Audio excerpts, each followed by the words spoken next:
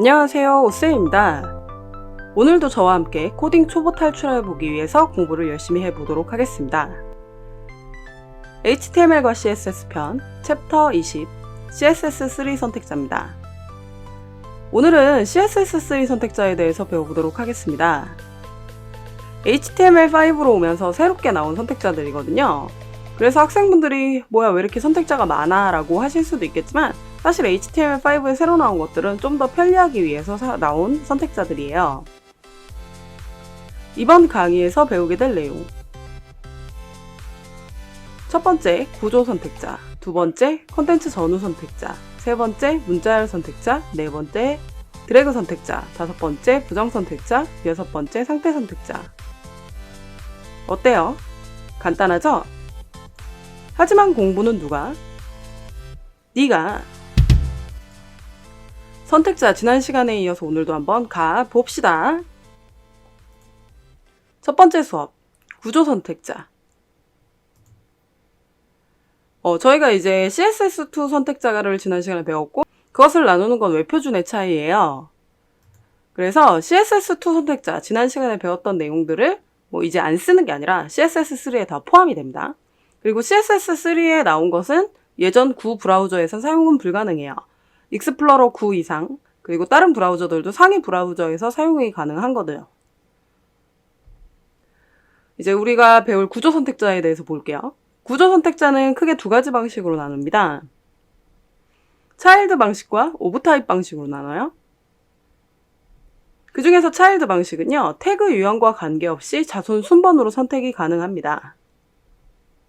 구조 선택자의 차일드 방식의 종류예요. 쭉 한번 읽어보시고요. 저는 이걸 읽어드린다기보다는 실습을 통해서 더 자세히 설명을 드리도록 하겠습니다. 그럼 구조 선택자의 차일드 방식을 실습해 보도록 하겠습니다. HTML 문서에는요, UL 태그 내부의 li 태그로 리스트들을 나열을 했어요. UL 태그는 부모 태그고 li들은 자손 태그죠.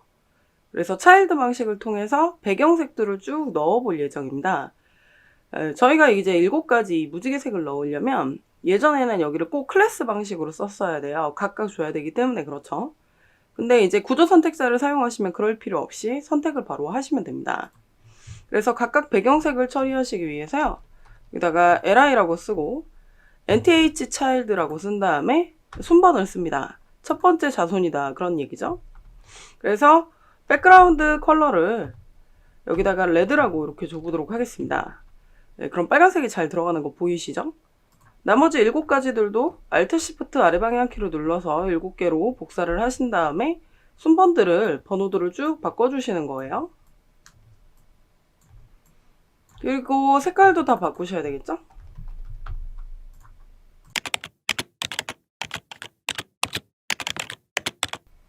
자, 그러시면 색깔들이 다 각각 이렇게 들어가는 거 보이시죠? 그래서 클래스를 쓰지 않고도 태그들을 구조적으로 순번대로 이렇게 딱 선택이 가능해진 거죠. 그래서 CSS3에 새로 나온 선택자들은요, 훨씬 더 쉽게 사용하기 좋게 하기 위해서 나온 선택자들이라고 보시면 됩니다. 자, 그럼 첫 번째랑 마지막 끝에 모서리를 둥글게 한번 처리를 해볼게요. 그래서 li의 첫 번째 요소를 선택한다라고 해서 first child라고 이렇게 쓰실 건데 첫 번째다 보니까 순번을 쓰실 필요가 없고요. 그래서 border radius라고 해가지고 숫자들을 줘서 모서리를 둥글게 처리를 해보도록 하겠습니다. 그리고 last child 선택도 가능하겠죠. 자, 그러면 모서리들이 다 둥그러진 거를 확인을 하셨을 겁니다.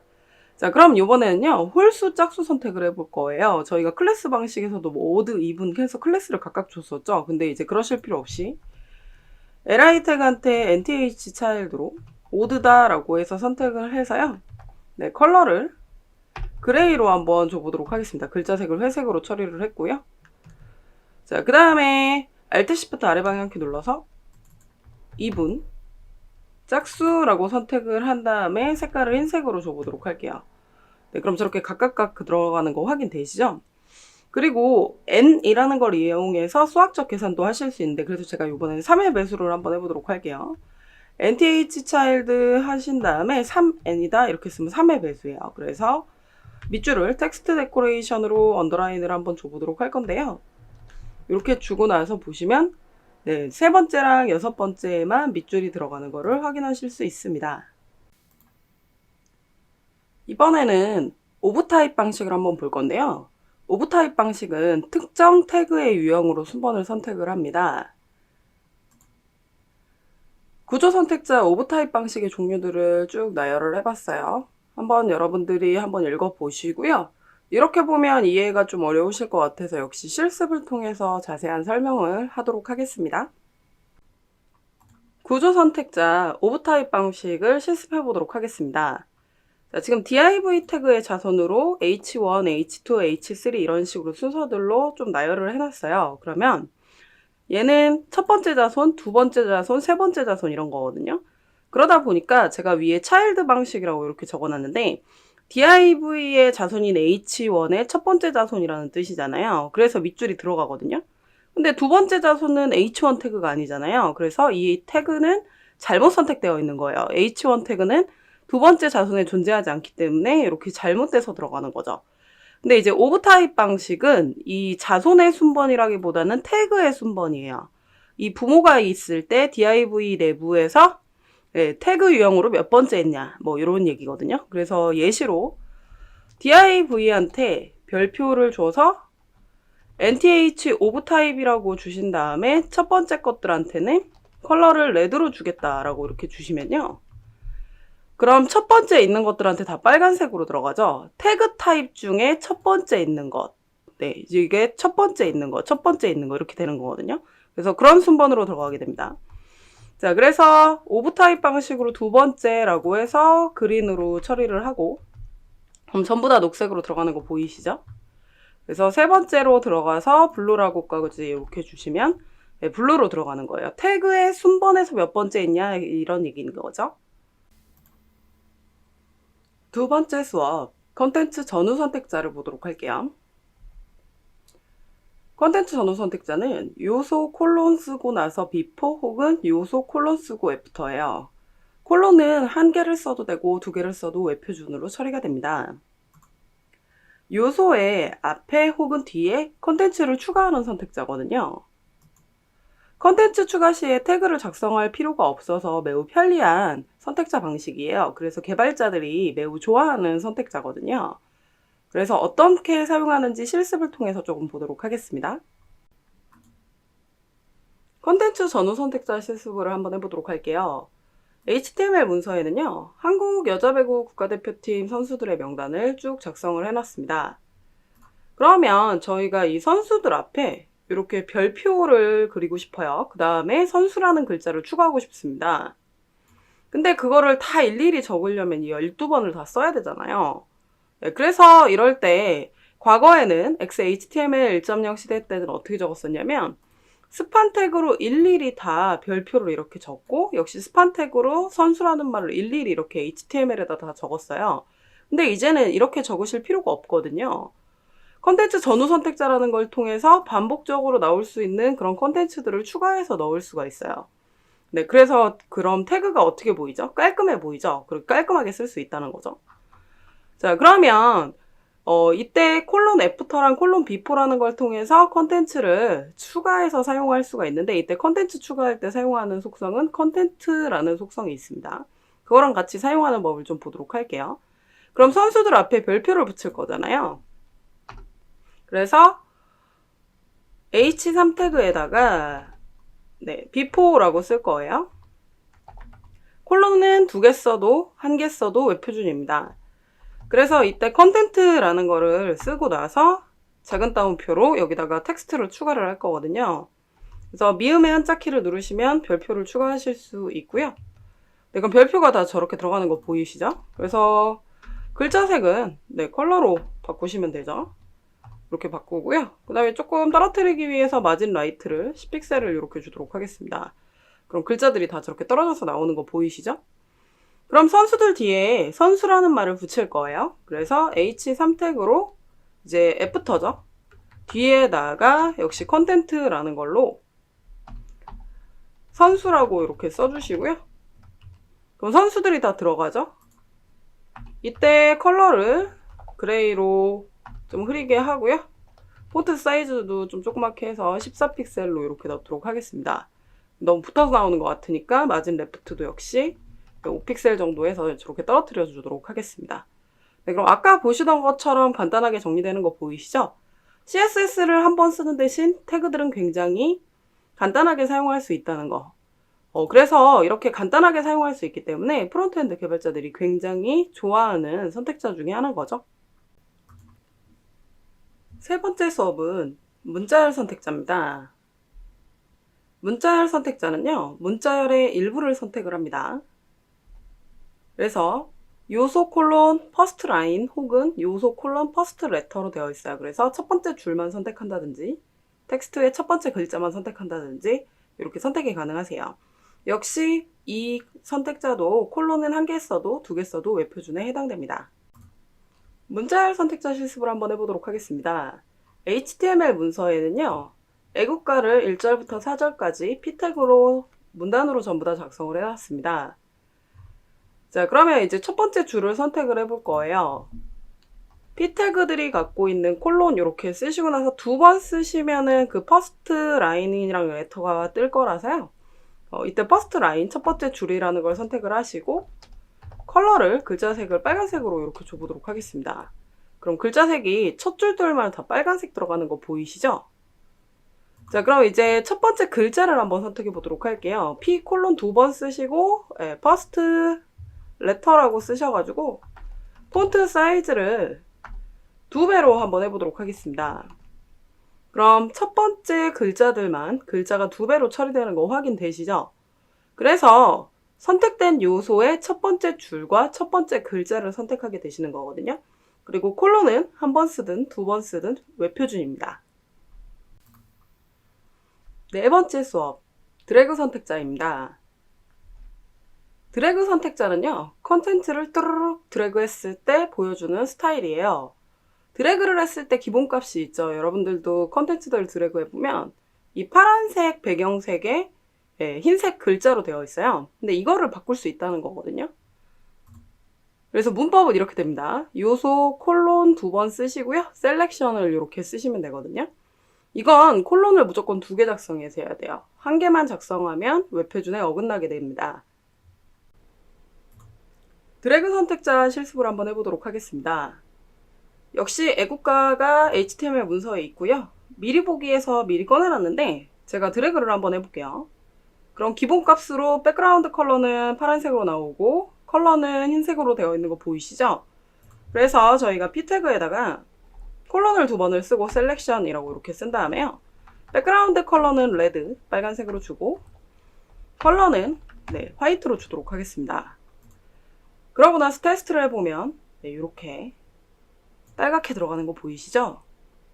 제가 예전에 이제 홈페이지들을 쭉 살펴보는데 정말 뭔가 복사를 하기 위해서 글자를 복사하기 위해 드래그를 했거든요. 근데 중국어 학원이었는데 이렇게 빨갛게 모든 컨텐츠가 막 전부 다 빨갛게 처리가 되는 거예요. 근데 왠지 클라이언트가 굉장히 싫어했을 것 같은데 모르는 것 같더라고요. 그래서 되게 드래그하면 무서웠던 경험이 있습니다. 5번째 수업은 부정선택자입니다. 부정선택자 문법은요, 요소를 쓰고 콜론 쓰고 낫을 쓰고 괄호 안에다가 선택자를 쓰는 방식이에요. 선택자는 보통 클래스 선택자를 좀 자주 씁니다. 요소들 중 괄호 안에 선택자만 제외하고 모두 선택하는 방식을 부정선택자라고 하거든요.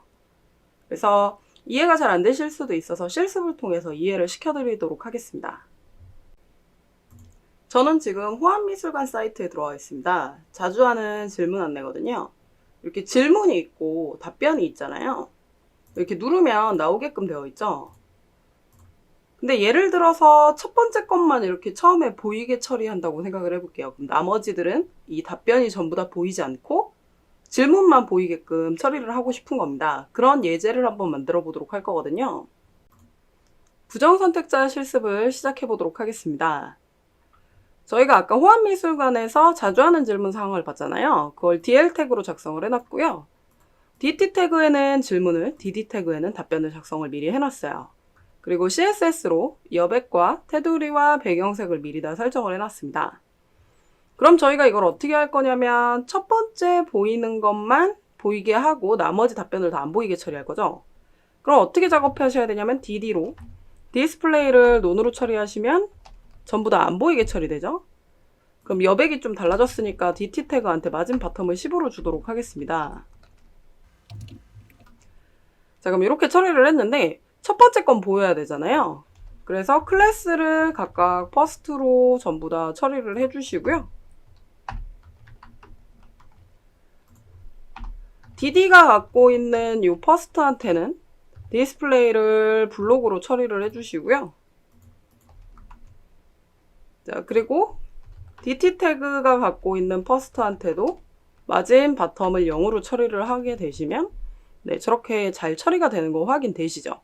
근데 지금 이건 몇 줄이나 적었죠? 4줄이나 적었죠?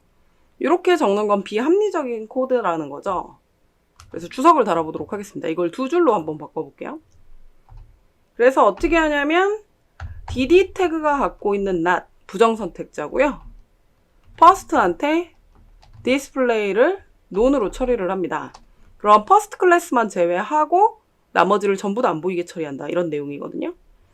자, 그리고 마찬가지로 DT가 갖고 있는 not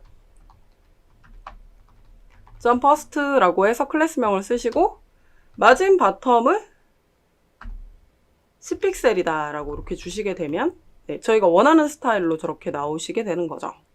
이걸 부정선택자라고 해요. 해당 클래스만 제외하고 CSS를 처리하게 되는 거죠. 그래서 CSS3 선택자들은 CSS2에 비해서 훨씬 더 좋아졌다고 하는 건 이렇게 코드 수를 줄일 수도 있고 조금 간단하게 작업하면서 HTML도 간단해지기 때문에 그렇거든요. 그래서 잘 사용하시면은 네, 편리하게 사용하실 수 있습니다. 6번째 수업은 상태 선택자입니다. 상태 선택자는 요소 콜론 하버 혹은 요소 콜론 액티브를 의미하거든요. 지난 시간에 CSS2 때 배웠었잖아요? 그쵸? 근데 CSS2에서는 A 태그에만 적용했었던 거예요. CSS3는 모든 태그 요소에게 적용이 가능해졌습니다. 상태 선택자 실습을 해보도록 하겠습니다. div 태그한테 하버했을 때 백그라운드 컬러를 네이비로 바꿔보도록 할게요. 글자가 잘 안 보일 테니까 흰색으로 처리하도록 하겠습니다. 그래서 마우스를 갖다 대시면 이렇게 바꾸어지는 거 확인되시죠? 그 다음에 div한테 액티브 마우스를 꾹 눌렀을 때의 상황이고요. 백그라운드 컬러를 그린으로 처리를 하고 역시 글자색도 흰색으로 처리를 해보도록 하겠습니다. 그러고 나서 마우스 갖다 대고 꾹 누르면 녹색으로 나오는 거 잘 확인되시죠? CSS3 선택자는 여기까지만 실습을 해볼 거고요. 이외에도 더 많은 선택자들이 계속 나오고 있습니다. CSS3는 계속 업데이트가 되고 있거든요. 근데 여기까지만 배우고 추후에 나오는 선택자들은 다시 한번 짚어볼 예정이에요. 네가 스터디 테스트 1번 문제 구조 선택자 차일드 방식 중 부모의 자손 요소 중 첫 번째 요소를 선택하는 것은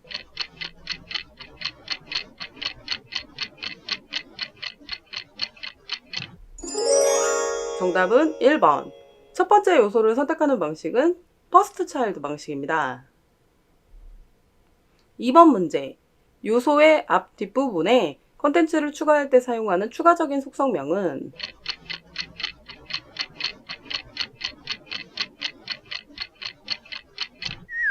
정답은 3번. 컨텐츠 전후 선택자에만 사용하는 컨텐츠 추가 속성은 컨텐트라고 합니다. 3번 문제. 선택된 요소의 특정 셀렉터만 제외하고 모두 선택하는 선택자는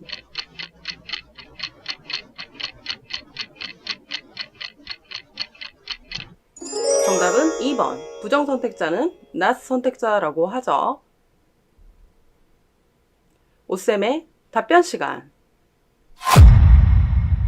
첫 번째 질문. 차일드 방식과 NTH 오브 방식이 이해가 잘 안 돼요. 좀 두 개가 어렵긴 하죠. 제가 봐도 좀 어려운 것 같아요. 그래서 조금 외우기가 어려우시면 NTH 차일드 방식 먼저 외우시는 게 좋을 것 같습니다. NTH 차일드는요, 태그 유형과 관계없이 자손의 순번으로 처리가 되고요. NTH 오브 타입은 저 태그 유형이 중요하게 처리가 된다라고 보시면 될 것 같아요. 두 번째 질문. 컨텐츠 전후 선택자는 개발자들이 좋아한다고 했는데 어느 경우에 많이 사용하나요? 네, 굳이 컨텐츠로 태그로 작성하지 않아도 되는 비지나 테두리 등에 좀 많이 사용이 되거든요. 특히 하버 효과에서 좀 많이 쓰는 것 같더라고요. 그래서 추후에 하버 효과를 따로 저희가 강의할 예정이거든요. 그때 더 디테일하게 배우시면 좋을 것 같습니다.